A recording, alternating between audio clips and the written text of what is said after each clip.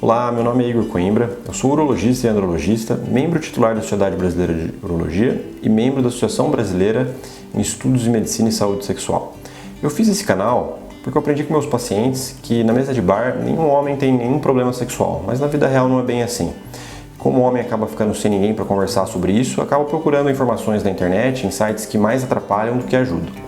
Então desde já eu vou pedir para vocês se inscreverem aqui no canal, compartilharem esse conteúdo e curtirem o que a gente posta aqui. Só assim a gente consegue trazer cada vez mais coisas realmente baseado em evidência.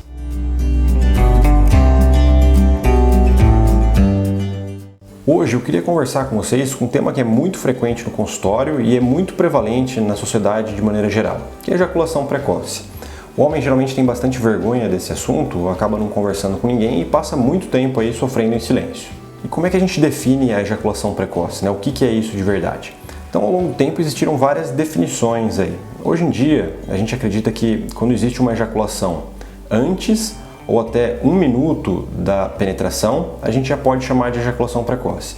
Eu, particularmente, prefiro a definição onde a gente considera a ejaculação precoce o paciente que não consegue ou não sente que tem nenhum controle e não consegue ter uma relação sexual satisfatória para ele e para a parceria. A ejaculação precoce, ela pode aparecer de algumas formas, né? Existem algumas pessoas que tinham no começo da vida sexual um certo controle, mas eventualmente começam a ter um pouco menos de controle e começam a sofrer com ejaculação precoce. Outras pessoas, desde que começam a atividade sexual, percebem que já tem esse problema. Geralmente, essas pessoas que já têm esse problema de longa data são casos um pouquinho mais severos, que eventualmente a gente precisa pegar um pouquinho mais forte aí no tratamento, principalmente medicamentoso. E o que causa isso, né? Então, é muito comum o homem ele ter uma ansiedade de performance, né? Então, a pessoa está com uma parceira nova, ou eventualmente até com uma parceira fixa, mas ele sente que ele tem a obrigação de ter uma boa performance sexual. E quanto mais ansiedade existe em torno da relação sexual, maior a chance de existir algum distúrbio. Então é muito frequente homens que são mais ansiosos começarem a apresentar ejaculação precoce, assim como é possível uma associação também com disfunção erétil, porque a ansiedade atua nessas duas doenças, né? E às vezes as coisas acabam até se misturando e o homem fica preocupado aí com ter uma ereção e quando tem uma ereção, ainda ansioso, acaba tendo uma ejaculação precoce. Além disso, existem homens que de fato parecem que têm uma sensibilidade um pouco maior no pênis, mas isso é muito mais raro na prática clínica mesmo. A gente vê muito mais associação com ansiedade. É importante dizer que quando a gente olha em locais mais técnicos, até as definições que eu falei aqui um pouco mais cedo, que levam em conta tempo, né? Elas são muito presentes na literatura, mas na prática, principalmente para quem já tem ansiedade, se apegar muito a essas definições e tentar muito perceber esse tempo acaba atrapalhando porque traz mais um fator de ansiedade.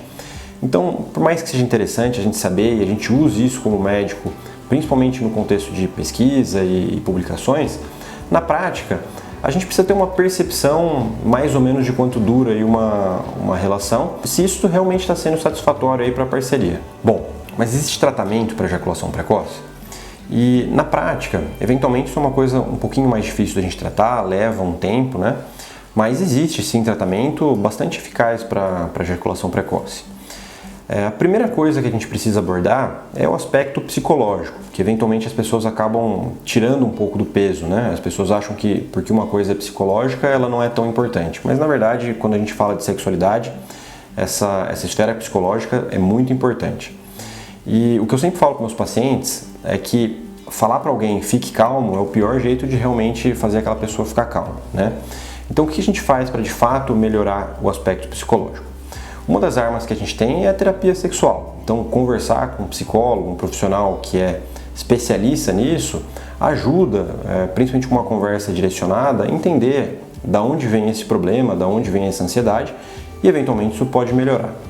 Além disso, a própria consulta com um urologista, andrologista que seja experiente nessa área, pode trazer mais tranquilidade porque a pessoa passa a entender um pouco mais do problema dela. Outra coisa que é muito importante é tentar se cercar de um ambiente onde você consiga ficar mais calmo, né?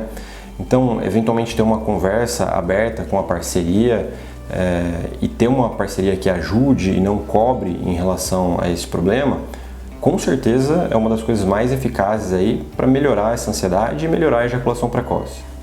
O segundo aspecto aí que a gente aborda quando a gente pensa em tratar são as medidas comportamentais, né? Então existem alguns truques, né? Alguns, entre aspas, aí, macetes que o homem pode fazer para tentar aprender um pouco mais sobre o corpo e tentar se controlar. Um dos mais famosos é o método Start-Stop, onde quando a pessoa sente que ela está perto de ejacular, ela para um pouco, eventualmente pode até comprimir de forma leve a glande, que isso tende a afastar o reflexo ejaculatório. Na prática, eventualmente isso é um pouco mais difícil de fazer. Por fim, a última coisa que a gente tem aí, e eu sempre deixo isso por último porque as pessoas tendem a depositar muita confiança, é o tratamento farmacológico. E eu gosto de falar que o tratamento farmacológico ele faz parte do tratamento, mas a gente não pode depositar toda a nossa expectativa só nele. Existem algumas medicações que as pessoas usam aí para ejaculação precoce.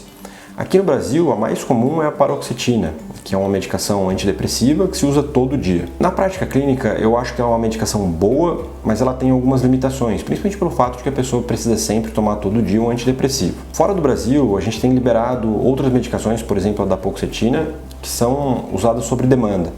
O acesso que a gente tem aqui no nosso país é só com farmácia de manipulação. Existem outros remédios aí que eventualmente as pessoas usam, geralmente da classe dos antidepressivos, mas os mais famosos são esses aí que eu acabei de citar. Outra coisa que é muito importante e ajuda muito, principalmente quem tem ejaculação precoce de mais difícil controle, é o spray anestésico tópico, né? Então, usar o spray anestésico ele pode ajudar também, porque ele diminui um pouco a sensibilidade e assim o homem consegue controlar um pouco melhor. Usado de forma correta, você acaba não tendo tanta transferência para a parceira, então eventualmente isso não atrapalha a parceira, que isso é um medo de muitos homens, né? Mas usado da maneira correta, a gente consegue que ele seque bem e não passe para a parceira, então você consegue ter o benefício aí do spray sem necessariamente atrapalhar a relação como um todo.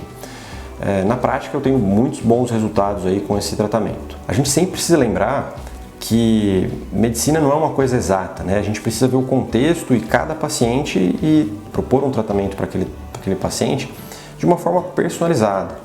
Então é muito comum que muitos homens tentem medicações ou tentem esquemas de tratamento que eles viram em algum lugar da internet e para ele aquele esquema não é tão bom.